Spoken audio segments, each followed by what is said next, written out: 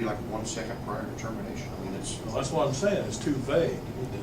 all right, tell us, I mean, just Well, tell us I what don't think should you be need in any of that. You just, upon termination, the tenant shall surrender possession of the hangar. Tenant shall be responsible for removal of all tenant's property from the hangar and shall return the hangar to its prior condition of reasonable wear and tear excluded. I mean, the termination date's the termination date. That's the date they have to have their stuff out. If they don't, then they're holding over.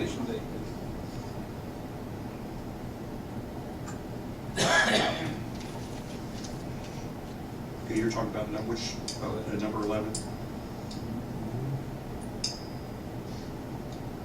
I mean, if you want to put, if you're gonna have it on there, if you want it out before the end of the date, then, you need to put something in there about But you just want to 2 strike days out prior to, or on the date of termination, or something.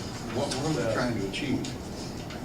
Well, that's why it doesn't make sense. to All right, have somebody that's- it's not that big a deal. Let's put date of final date, or the date of termination.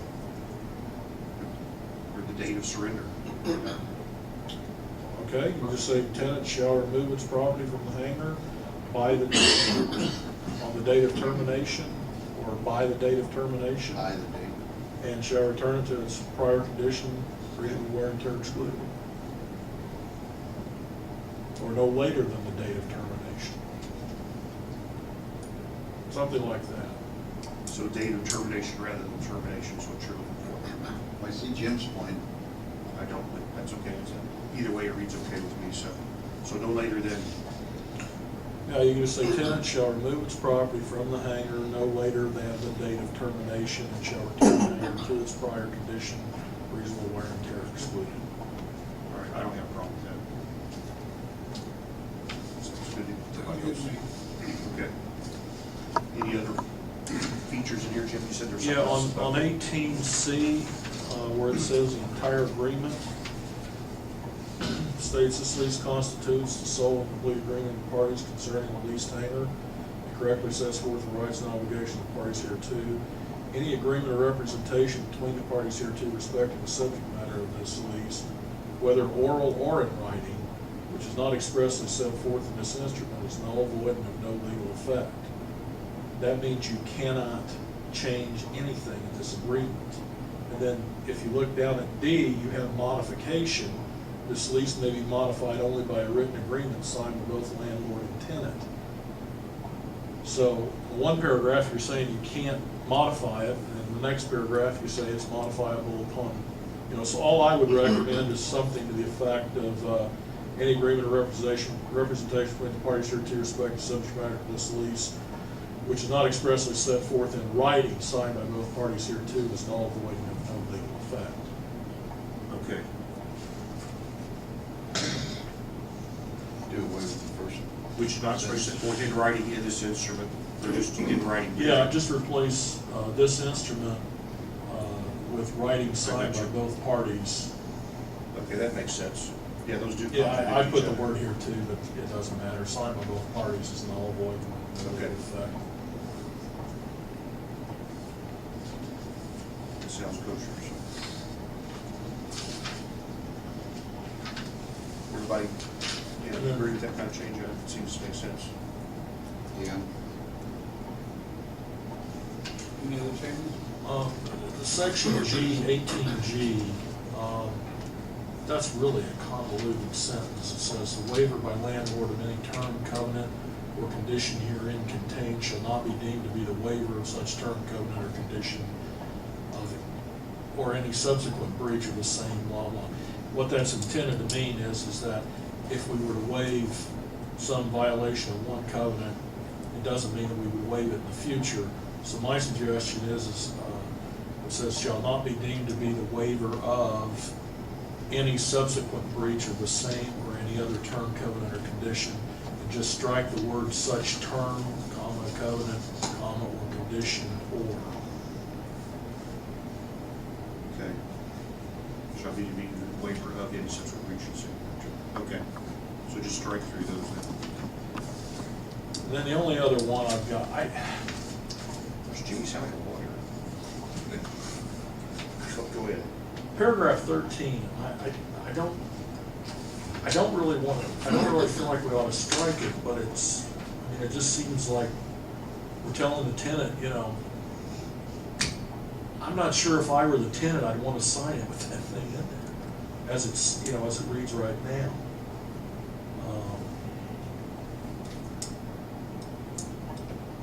What about with the strike-through included in there? What I'm thinking is this, you know, maybe something like tenant hereby indemnifies and holds landlord harmless from any and all liability, loss, or damage claims resulting from tenant's negligence or negligent use of the hangar. Well, resulting from negligent use of the hangar by tenant, including attorney fees and litigation costs incurred by landlord in defense of any such claim. How does that sound? Because I mean, that's really what we're trying to do, is we're trying to, I mean, if the tenant is negligent, or, you know, if it's their fault that it happens, that's what we're trying to say. Am I right in that? I mean, we're not trying to have the tenant indemnify for something that we did, or, you know, if the,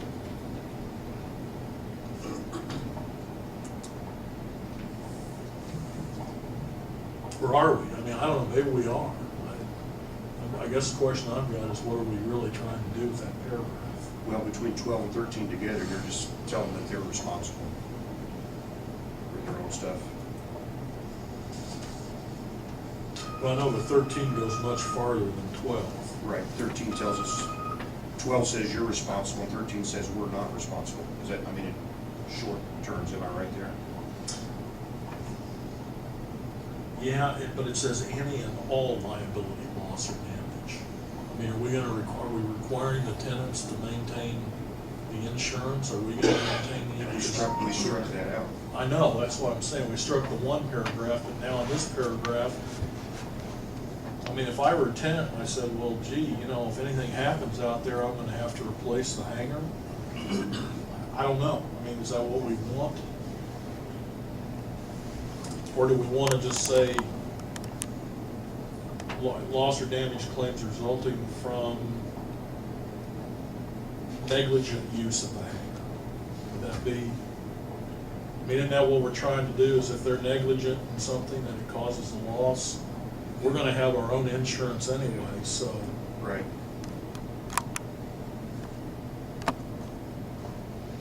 Okay, so tell me how you would suggest to word it then, and I'll write that. Well, I would, you know, on the second line where it says loss or damage claims resulting from the negligent use,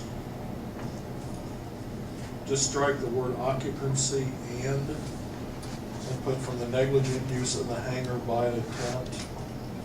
Okay. And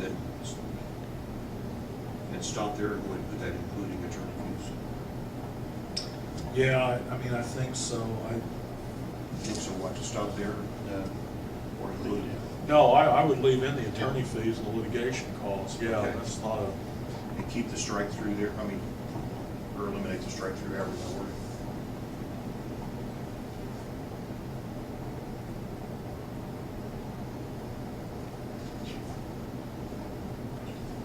Okay, do you have any other? that's all I've got. Any other changes? Do we want to go ahead with these changes?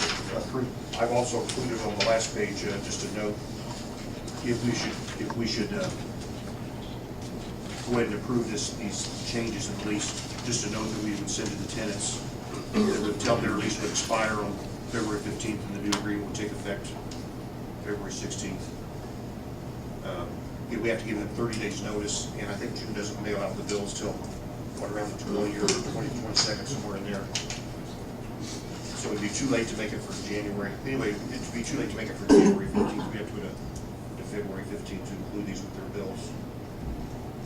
But Yeah, I think that looks so like if I would improve that note, or want to make any changes in that note. Are those, with those changes that we made there, do we want to go ahead and, approve it? I can also, we can go ahead and approve it. I can also make these changes and go ahead and email them to you if you have any